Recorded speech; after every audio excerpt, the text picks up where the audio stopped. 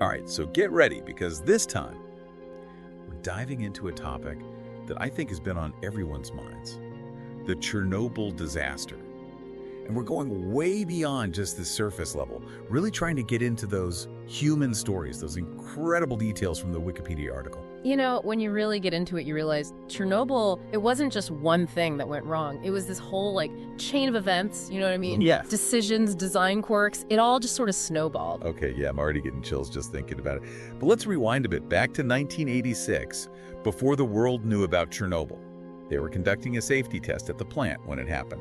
Right. And even the lead up to this test was kind of a mess, honestly. There were all these delays, pushed it back and back, ended up being the night shift that had to run it. And that's important for a few reasons. That particular team, they weren't as familiar with the test procedures. Uh-oh. Okay, that does not sound good. Okay. I can already sense where this is going. But before we get into the human error aspect of this, can you talk a bit about the RBMK reactor itself?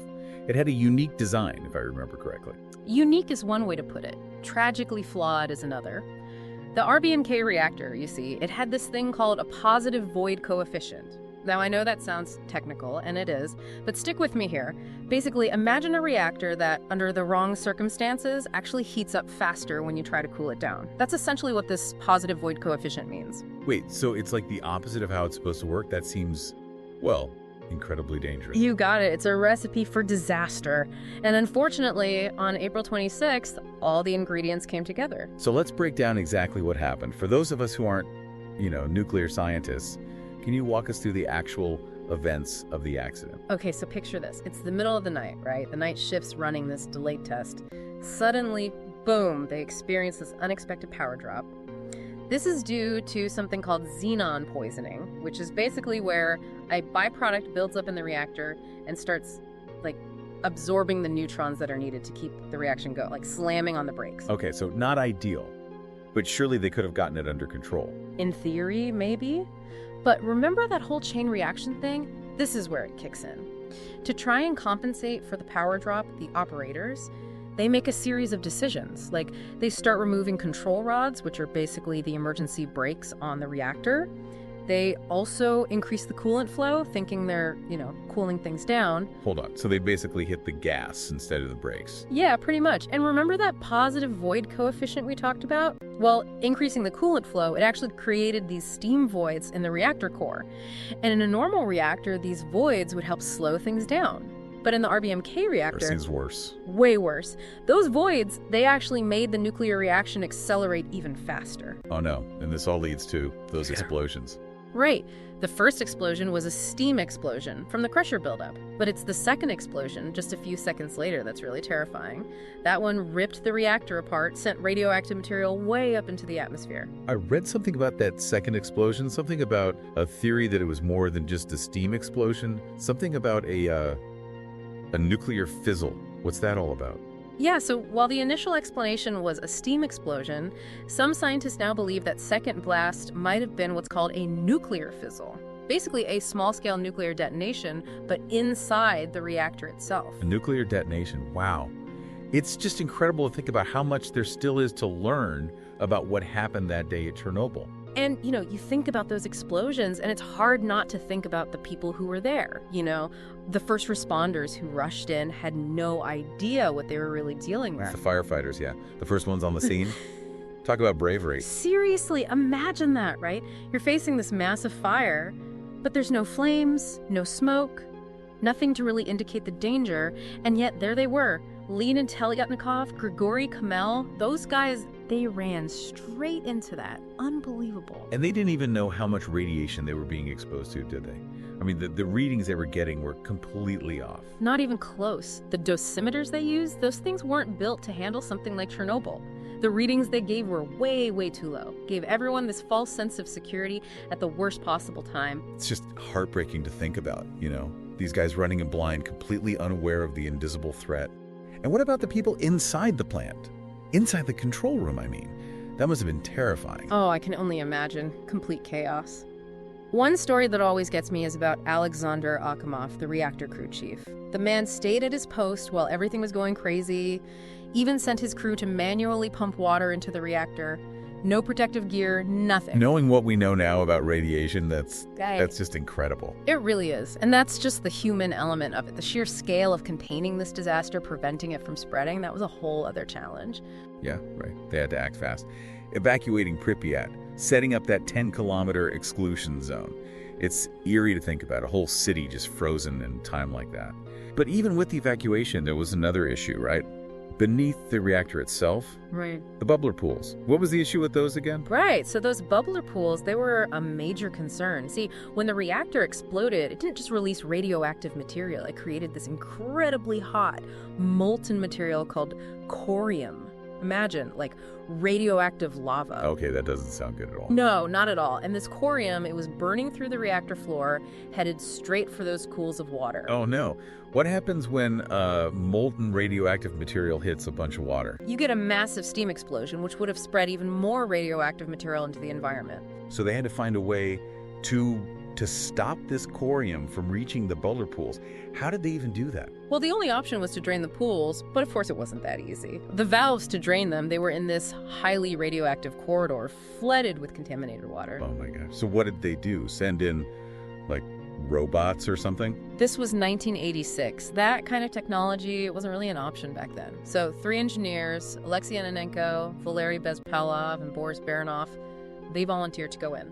They volunteered for that, to go into a radioactive corridor. Yep. They knew the risks, but they also knew what would happen if they didn't do it. They went in, manually opened the valves, and managed to drain the bubbler pools. Wow.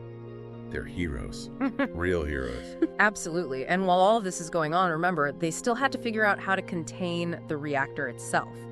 That's where the sarcophagus comes in. Oh, right, the sarcophagus. Yep. That's that massive concrete and steel structure, right? The one you always see in pictures of Chernobyl. That's the one. Building that thing, that was a huge undertaking. Incredibly dangerous conditions. But they did it, and it helped contain the radiation. It's hard to even imagine what it must have been like for the scientists who had to actually go in there and at the heart of it all to try and understand what happened. Talk about a tough job. Imagine having to, manually collect fuel rods, monitor radiation levels, all within this incredibly dangerous building. And it was during these investigations that they found something really strange. In the reactor basement, there was this enormous, incredibly radioactive mass. They called it the elephant's foot. The elephant's foot. I've heard that name, but I don't think I really understand what it is. It's basically this huge blob of melted material. Sand, concrete, nuclear fuel, all mixed together. And it was so radioactive, just standing near it for a couple minutes would be fatal. It's kind of mesmerizing in a scary kind of way. For sure. And, the effects of Chernobyl, they weren't contained to just the immediate area. We're talking about radioactive fallout across Europe, water sources contaminated, the food chain affected. Even today, there are still concerns about the long-term health effects. Yeah, in the UK, they had to restrict the movement of sheep for years because of Chernobyl. Right, it impacted everything. And then there's the human cost. And I don't just mean the immediate deaths. I'm talking about the long-term health problems, the psychological effects, the displacement of thousands of people. It's a lot to process. It really is. The initial deaths, those are tragic, of course. But then you have things like the increase in thyroid cancer, especially in children who were exposed. And we still don't know the true death toll.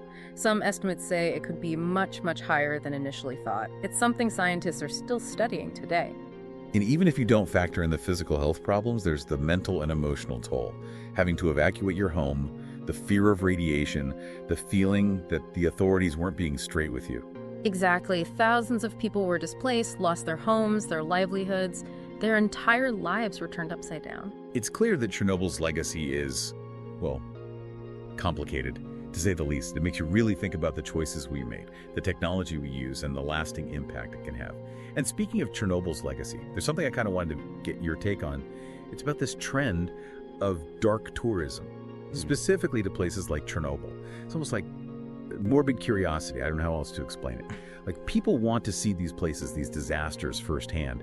And Chernobyl, it's become a really popular destination for this dark tourism. It's definitely a thing. I mean, I get it in a way. You see these events in the news, you read about them in history books, but there's something about actually being there, experiencing it for yourself that makes it, dot real. And Chernobyl, it's like this snapshot in time, completely frozen. Yeah, it's true. And all those shows, movies, even video games about Chernobyl, I feel like that's got to be playing a role. I think so, definitely. It brings it to life for people, But it does make you wonder about the ethics of it all. Is it okay to visit a place like Chernobyl? Are we just, I don't know, gawking at a tragedy? Or is there something more to it? I've wrestled with that myself, honestly. Like, on the one hand, it's history, and it's important to remember it. But at the same time, you don't want to be disrespectful. Where do you even draw the line? It's tough, no doubt. And then there's the environmental impact to consider. It's kind of ironic, actually. Chernobyl, this place that was devastated by a man-made disaster, it's become a bit of a haven for wildlife. Oh, right, because all the people left. Yeah. Right, so the animals, they were able to just, reclaim it. Exactly. No humans, no development. It's like this accidental nature reserve. So, that brings up another question. Does the influx of tourists, does that help or hurt? Does it disrupt that natural recovery? Wow. So much to think about. It really makes you realize how complex this all is. Yeah. Right? It's not just about what happened in 1986. Chernobyl's legacy, it's still unfolding even today. Exactly. And that's what I think makes this so fascinating. It's a history lesson for sure, but it's also a cautionary tale. It makes you really examine our relationship with technology, with the environment, with safety. It's a lot to unpack. It really is. So for anyone listening, if this conversation has sparked your curiosity, if you want to learn more, don't stop here. There are tons of resources out there. Survivor stories, scientific studies, books, documentaries. It's all out there. Go explore. Definitely. Don't let this be the end of your Chernobyl journey. And on that note, we're going to wrap up this deep dive. Thanks for joining us as we delved into the complexities of Chernobyl. It's a story that stays with you, that's for sure. Until next time, keep asking those tough questions, and we'll see you on our next deep dive. Thank you for watching. If you liked this video, please hit the like button and subscribe the channel.